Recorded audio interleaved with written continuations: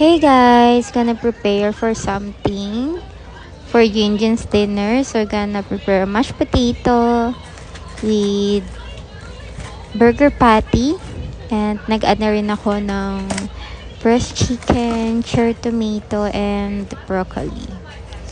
So yan.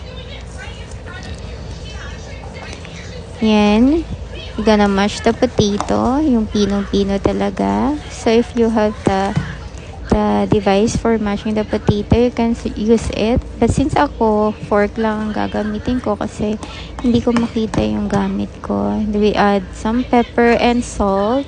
Nag-add na rin tayo ng butter para mas masarap. So mix lang tayo. Ayan, before we eat dinner, dumaan muna kami sa pet shop. Sinamahan namin sa Ate Gina to buy something for her pet. And yan, tingin lang tayo ng mga fish. Ang daming color, diba? Iba't iba yung color. So cute. So yeah, we're home na. At ito na yung nagawa ko. Na broccoli, mashed potato, pressed chicken, and some cherry tomatoes with milk.